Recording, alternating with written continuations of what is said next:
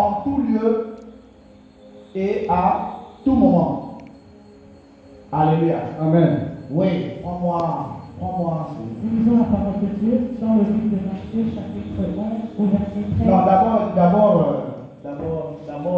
2 Rois, verset 26, c'est ça? On commence par toi, parce que toi, tu viens avant le Nouveau Testament. Il est écrit. Mais Élisée lui dit.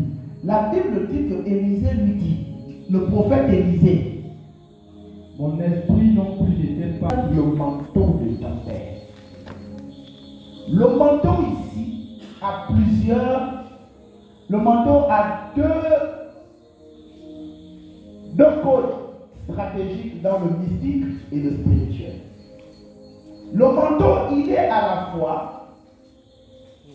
Alléluia. Le manteau, il est à la fois physique et il est à la fois spirituel. Amen. Un manteau est d'abord un vêtement qui nous protège. Il nous protège de quoi? Il nous protège du vent. Amen. Et il nous protège de toutes sortes d'intempéries naturelles. Amen. Mais de qui détient donc le manteau? Tout fils spirituel et tout enfant spirituel doit porter le manteau de leur père. Amen. Parce que le manteau du Père, c'est celui-là que Dieu regarde dans la vie de l'âme. Un fils spirituel n'a pas de Dieu. Si tu es sous quelqu'un, tu n'as pas de Dieu. Amen. Tu as le Dieu de ton Père. Amen. C'est pourquoi, lorsque Jésus-Christ, lorsqu'il parle au peuple, il rappelle au peuple que si vous voyez Jean-Baptiste rater son ministère, c'est parce qu'il a pensé que le manteau qu'il avait était le manteau de son père Zacharie. Yes. Mais Jésus vient rappeler au peuple et à Jean-Baptiste que le manteau que tu as doit être le manteau d'Élie. Amen. Jean-Baptiste avait oublié qu'il avait la vie d'Élie en lui. Amen. Donc ce n'était plus le Jean qu'on a vu, mais c'était Élie manifesté en Jean, dit le Baptiste. Amen. C'est pourquoi Jean-Baptiste lui-même, il s'est étonné à un moment donné de la vie. Il a posé la question à Jésus, à ses disciples, quand il était dans les problèmes. Yes. Allez poser la question à celui-là qui a reçu une révélation d'esprit. Comment a-t-il su que je portais l'esprit d'Élie? Qui est cet homme? C'est là où Jésus lui dit, allez lui dire, Amen. allez dire à Jean Yes. qu'il n'a pas compris la mission pour laquelle il est venu sur la terre. Yes. Tu peux avoir ton père biologique Amen. qui t'a mis au monde. Yes. C'est une vérité. Il est ton père parce que administrativement parlant, c'est lui. Amen.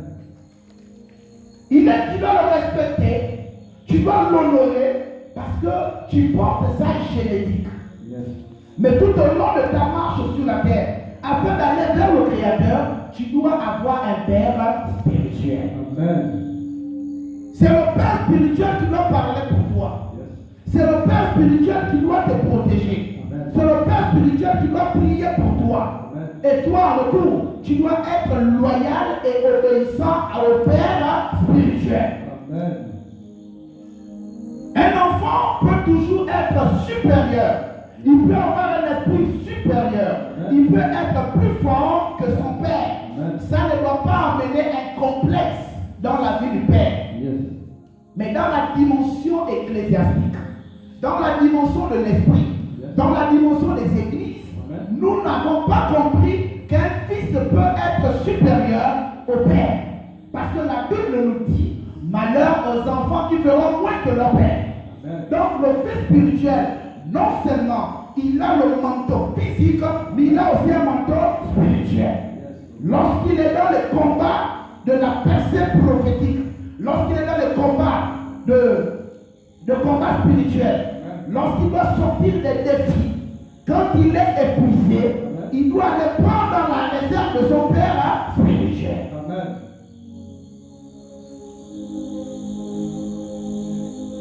dois prendre à la réserve de ton Père. Les esprits savent, dans la dimension des esprits, celui qui a prié pour toi a mis l'empreinte. Si aujourd'hui on n'arrive plus à t'atteindre, mystiquement, traditionnellement, de manière totale, etc., c'est parce qu'il y a une main sur toi.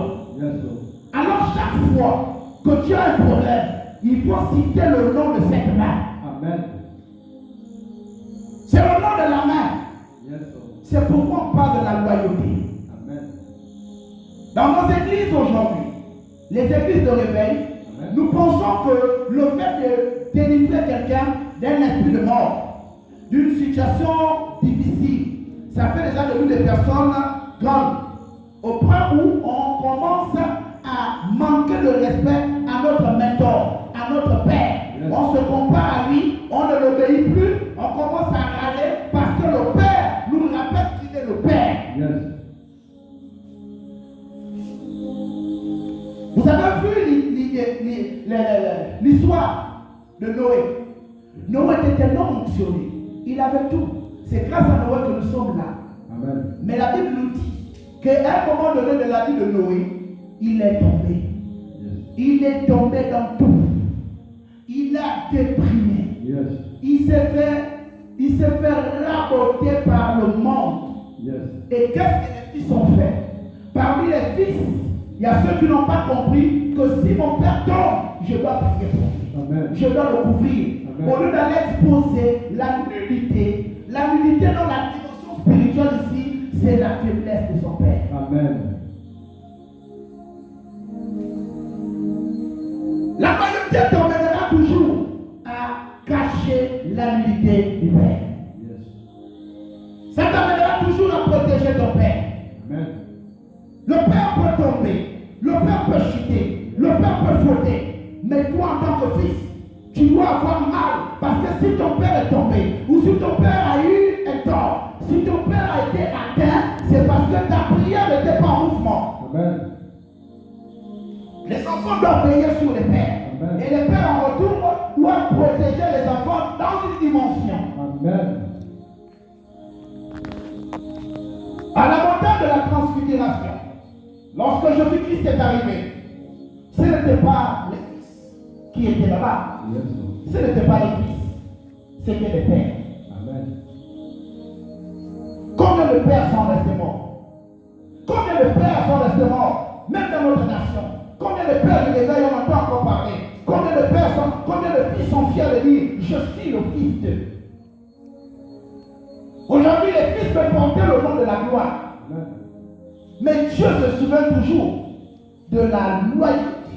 Yes. C'est pourquoi même Jésus-Christ, qui n'était pas là au temps d'Élie et d'Élisée, Jésus qui n'était pas là, il l'a reconnu par l'Esprit. Amen.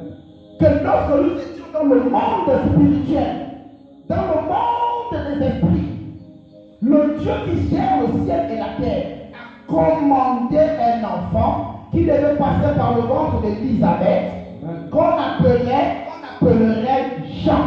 Mais cet enfant devait avoir l'esprit d'Élie. C'est pourquoi là où vous êtes là, ton père peut avoir des comportements traditionnels.